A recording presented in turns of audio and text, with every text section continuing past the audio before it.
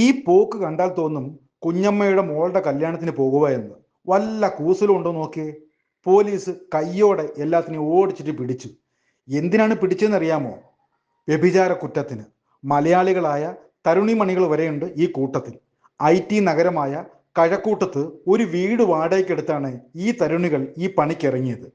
ഒരുപാട് ടെക്കി കുഞ്ഞുങ്ങൾ വരെ ഇവരുടെ വലയിൽ വീണിട്ടുണ്ടെന്നാണ് റിപ്പോർട്ടുകൾ. എന്നാലും എങ്ങനെയായിരിക്കും പോലീസ് ഇവരെ വലയിലാക്കിയത്?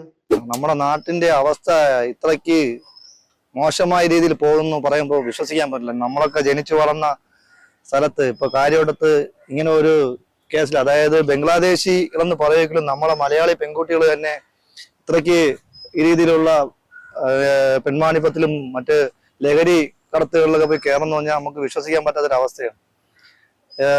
പൂജപ്പുര 2 പെൺകുട്ടികളെ പിടിച്ചപ്പോഴാണ് അവര് ബംഗാളി എന്നല്ലെങ്കിൽ ബംഗ്ലാദേശിൽ നിന്നുള്ള ഒരാളെന്ന് പറഞ്ഞാൽ ആധാർ പോലും ഇല്ലാതെ പിടിക്കപ്പെട്ടു എന്ന് അറിയപ്പെട്ടത്. പക്ഷെ ഇപ്പോ നമ്മുടെ സ്വന്തം നാടായ കാര്യവട്ടത്ത് വരെ, മേവല്ലൂർ വരെ ഇതുപോലത്തെ ഈ പെൺവാണിപ്പം നടക്കുന്നത്, അതിലും 2 ബംഗ്ലാദേശികൾ ഉണ്ടെന്ന് അറിഞ്ഞപ്പോൾ നമുക്കത് ശരിക്കും പറഞ്ഞാൽ ആദ്യം വിശ്വസിക്കാൻ പറ്റില്ല. കാരണം ഇത് കാര്യവട്ടം ക്യാമ്പസ്, അതുപോലെ തന്നെ ടെക്നോ പാർക്ക്, IT മേഖല സ്ഥിതി ചെയ്യുന്ന സ്ഥലം.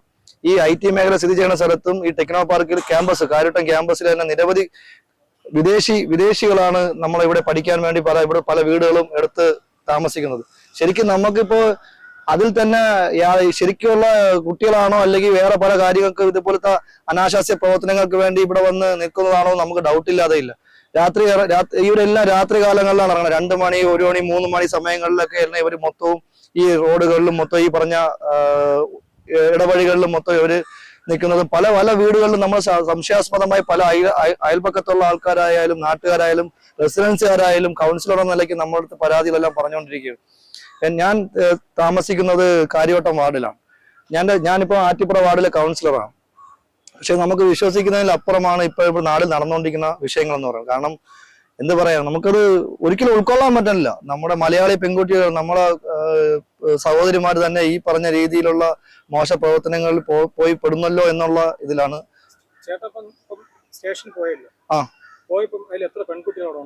അവിടെ 5 പെൺകുട്ടികളുണ്ടായിരുന്നു. അവർക്ക് ഒരു ഭാവ വ്യത്യാസവും ഇല്ല. അവരെ നോക്കണ, അവരൊക്കെ നിൽക്കണ, അവരൊരു ശൈലി കണ്ടു കഴിഞ്ഞാൽ നമ്മളെന്തിനാ അവരെ ശ്രദ്ധിക്കുന്നു എന്നുള്ള ആറ്റിറ്റ്യൂഡാണ് അവർ നിൽക്കുന്നത്. നമ്മളെ നാട് പോയ ഒരു പോക്കെ. ഒരു മലയാളി കുട്ടിയുണ്ടല്ലേ? ഒരു മലയാളി കുട്ടിയുണ്ട്. ഒന്നല്ല, 2 മലയാളി കുട്ടികളുണ്ട്. 2 മലയാളി കുട്ടികളുണ്ട്. ഇത് നേരത്തെ പോലീസിലേക്ക് സ്പെഷ്യൽ ബ്രാഞ്ചിലുള്ളവർ അവരെല്ലാം നമ്മളോട് ഓരോ സൂചനകളൊക്കെ തന്നത്. ഇങ്ങനെ വെളിയിൽ നിന്നുള്ള ആൾക്കാരൊക്കെ താമസിക്കുന്നതൊക്കെ നോക്കിയിട്ട് പറയാം. അങ്ങനെ റെസിഡൻസിലും ബാക്കിയുള്ള പല സ്ഥലങ്ങളിലുള്ള ആൾക്കാരെ നമുക്ക് ചെറിയ സൂചനകൾ തന്നിട്ടുണ്ട്, നിന്നെ സ്ഥലങ്ങളിലൊക്കെ ഇങ്ങനെ പ്രശ്നം ഉണ്ടെന്ന്. ഇത് മാത്രമല്ല, ഇനിയുണ്ട് നമ്മുടെ ഈ ടെക്നോ പാർക്ക് ബേസ് ചെയ്ത്, അല്ലെങ്കിൽ ഈ IT മേഖല, അല്ലെങ്കിൽ IT മേഖല ടെക്നോ പാർക്കും അതുപോലെ കാര്യവട്ടം ക്യാമ്പസ് ബേസ് ചെയ്തും നിരവധി ഈ പെൺവാണിഭം മാത്രമല്ല, ലഹരിയാണ് ഏരിയക്കാട്ടി അപ്പുറമായിട്ട് നിൽക്കുന്നത്. ലഹരി കടത്തും, ലഹരി സംഭവങ്ങളും. പക്ഷെ ശരിക്കും പറഞ്ഞാൽ പോലീസ് ഉദ്യോഗസ്ഥരൊക്കെ കുറെയൊക്കെ കണ്ണടച്ച് കളയണതിന്. ഇത് ശക്തമായ നിയമ നടപടികളും മറ്റുമൊക്കെ എടുത്തു കഴിഞ്ഞാൽ ശരിക്കും പറഞ്ഞാൽ നല്ലൊരു വ്യത്യാസം വരും ഇതില്. പക്ഷെ ഇത് നമ്മളെ തലമുറകളാണ്, നമ്മളെ നാട്ടിലെ സഹോദരികളാണ് ഇതില് ഈ ട്രാപ്പിൽ പോയി വീണുകൊണ്ടിരിക്കുന്നത്. സാമ്പത്തികം ഉള്ളത് ഭൂരിഭാഗമുണ്ട്. സാധാരണക്കാർ മാത്രം എന്ന് പറയാൻ പറ്റില്ല, സാമ്പത്തികമുള്ള വീട്ടിലെ ആൾക്കാരും ഉണ്ട്.